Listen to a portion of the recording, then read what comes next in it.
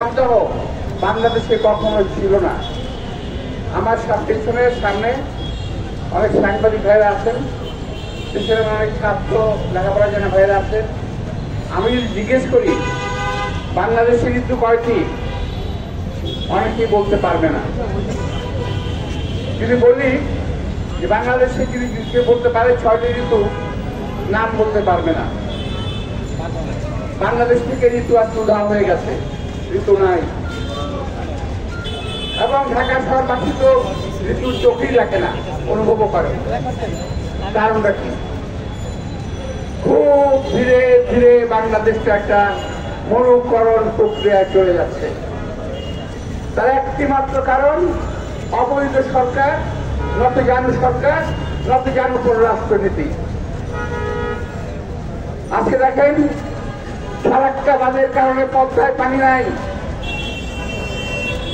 তিস্তার কারণে, তিস্তা ব্যারেজের কারণে তিস্তার পানি নাই। বাংলাদেশের 333টি নদীর মধ্যে আজকে প্রায়, আমার যদি ভুল না হয়, 333টি কিংবা তার চেয়ে বেশি নদ নদী ছিল বাংলাদেশে। আজকে সেখান থেকে,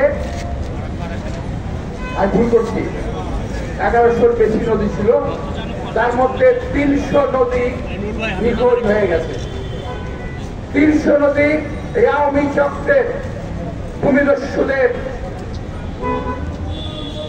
কবলে পড়ে নিখোঁজ হয়ে গেছে। এই নদী আর নাই, নদীতে পানি নাই। সারা বাংলাদেশে যে অবস্থা, সেটা ফারাক্কা একটা, তিস্তা একটা, ব্রহ্মপুত্রে পানি নাই,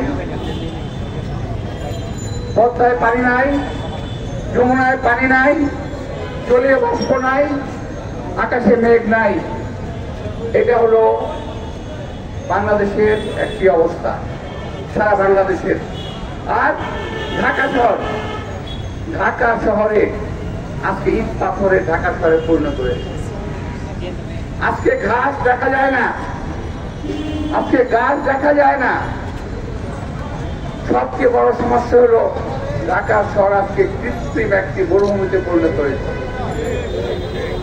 ঢাকা শহরের চারিদিকে জলাশয়গুলো ছিল ভরাট হয়ে গেছে। এই ভূমিদস্যুরা জলাশয়গুলো দখল করে ফেলেছে। এই ভূমিদস্যুরা কারা? এরা সরকারের মদতপুষ্ট ভূমিদস্যু। আর এই সরকার তাদের প্রশ্রয় দিয়ে চলেছে, তার একটি মাত্র কারণ সরকারের সঙ্গে তাদের একটা যোগ সাজস রয়েছে।